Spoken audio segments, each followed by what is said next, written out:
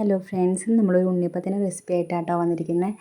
നമ്മൾ ആദ്യം അതിന് വേണ്ടിയിട്ട് ഒരു 4 പഴം എടുത്തിട്ടുണ്ട്. അത് നല്ല വൃത്തിയായിട്ട് കട്ട് ചെയ്ത് കൊടുക്കാം കേട്ടോ. പിന്നെ നമ്മൾ നാളികേരം കൊത്ത് വേണം നമുക്ക്. അതിനായിട്ട് നാളികേരത്തിന് ഇങ്ങനെ കൊത്തിയെടുത്തിട്ട് ചെറുതായിട്ട് കട്ട് ചെയ്ത് കൊടുക്കാം കേട്ടോ.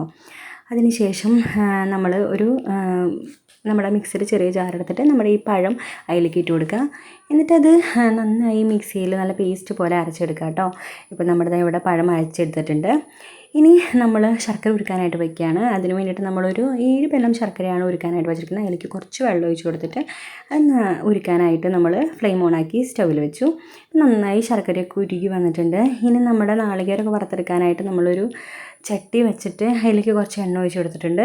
അതിൽ നമ്മുടെ നാളികേരമൊക്കെ ഇട്ട് നന്നായി മൂപ്പിച്ചെടുക്കുക കേട്ടോ. നല്ല ബ്രൗൺ കളറാവുന്ന നേരം മൂപ്പിക്കുക. എന്നിട്ട് ഇതിനെ കോരി മാറ്റി വയ്ക്കുക. ഇനി അതിലേക്ക് നമ്മൾ ചിരവി വെച്ചിരിക്കുന്ന നാളികേരം ഇടുക.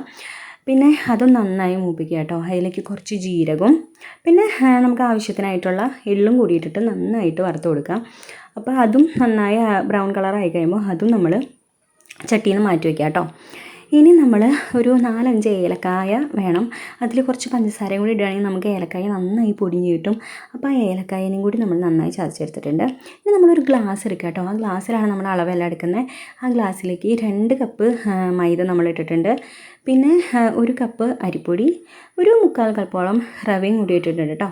പിന്നെ നമ്മൾ വറുത്ത് വെച്ചിരിക്കുന്ന നാളികേരവും പിന്നെ ഈ നാളികേരം ചിരവിയതും എല്ലാം വറുത്ത് വെച്ചിട്ടുണ്ടായല്ലോ അതും ഇട്ട് നമ്മുടെ ഈ പഴം പേസ്റ്റായി അരച്ചതെടുത്തു അതും കൂടി ഇട്ടിട്ട് ഏലക്കായ് പൊടിയും കൂടി ഇട്ട് ഇത്തിരി ഉപ്പും കൂടി ഇട്ട് കൊടുക്കുക കേട്ടോ. മധുരം ബാലൻസ് ചെയ്യാനായിട്ട് ഒരു നുള്ളു ഉപ്പും കൂടി ഇട്ട് കൊടുത്ത് ശർക്കരപ്പാനിയും കൂടി ഒഴിച്ചെടുത്ത് നന്നായി കൈ കൊണ്ട് മിക്സ് ചെയ്ത് കൊടുക്കുക കേട്ടോ.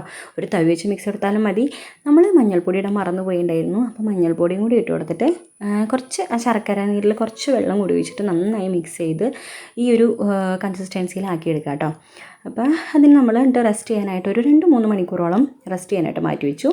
എന്നിട്ട് നമ്മളത് കഴിഞ്ഞതിന് ശേഷം നമ്മുടെ ഫ്ലെയിം ഓണാക്കി നമ്മുടെ ഉണ്ണിയപ്പച്ചട്ടി അടുപ്പത്ത് വെച്ചിട്ട് ഉണ്ട്. ഇപ്പോൾ നമ്മളിതായി ഒരു പരുവത്തിലാണ് നമ്മുടെ മാവ് ഇരിക്കുന്നത്.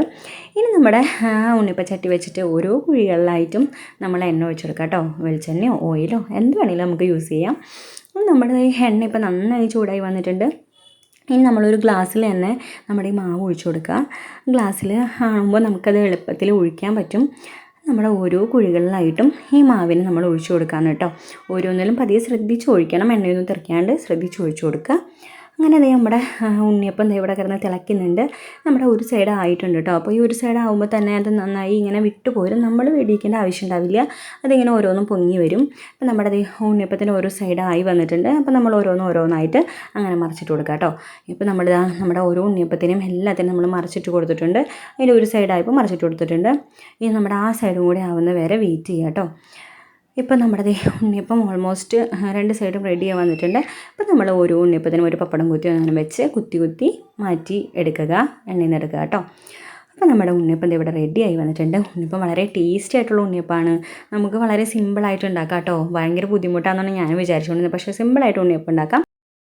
അപ്പോൾ നമ്മുടെ വീഡിയോ ഇഷ്ടമെങ്കിൽ എല്ലാവരും ഒന്ന് ലൈക്ക് ചെയ്യുക, ഷെയർ ചെയ്യുക, സബ്സ്ക്രൈബ് ചെയ്ത് സപ്പോർട്ട് ചെയ്യുക കേട്ടോ. അപ്പോൾ അടുത്ത വീഡിയോ ആയിട്ട് വീണ്ടും കാണാം. അതുവരേക്കും ഗുഡ് ബൈ.